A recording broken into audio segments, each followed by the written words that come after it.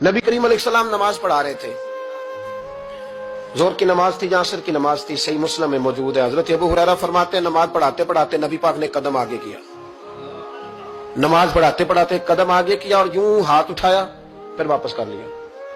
اب نماز پڑھ کے نا تو سلام پھیرا تو صحابہ عرض کرنے لگے یا رسول اللہ صلی اللہ علیہ وسلم، وہ نماز میں پیر بھی آگے کیا تو ہاتھ بھی اٹھایا، تو وجہ کیا تھی؟ پہلا سوال تو یہ ہے کہ آپ لوگ نماز پڑھ رہے تھے یا حضور کو دیکھ رہے تھے؟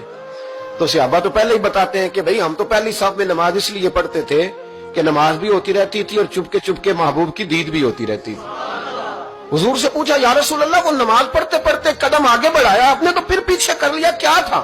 اور ہاتھ اٹھایا تو پھر آپ نے نیچے کر لیا۔ تو نبی کریم فرمانے لگے نماز پڑھاتے پڑھاتے جب میں نے کہا نا سمی اللہ لمن حمیدہ، اچانک میری نظر اٹھی تو جنت میں چلی گئی، نظر اٹھی تو جنت میں، تیرے لیے 2-4 قدم عرش بری ہے۔ تو محبوب فرماتے ہیں جب میری اوپر نظر گئی نا تو میں نے دیکھا کہ انگوروں کا ایک خوشہ لٹک رہا ہے جنت میں، تو میں نے ہاتھ بڑھایا کہ توڑ لوں۔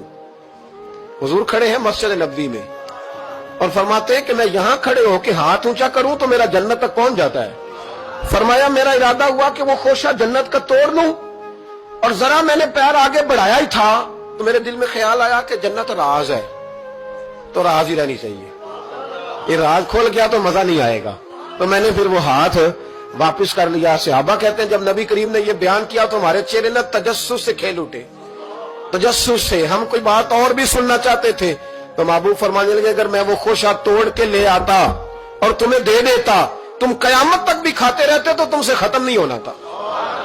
یہ صحیح مسلم کی حدیث ہے۔ او بھائی، میرے رسول کریم کے واقعہ معراج پہ شکوہ کرنا، کہنا سمجھ میں نہیں آتی کیسے گئے تھے، تو جو چاہے تو ہر شب ہو مثال شب اسرا، اس لیے کہ تیرے لیے 2-4 قدم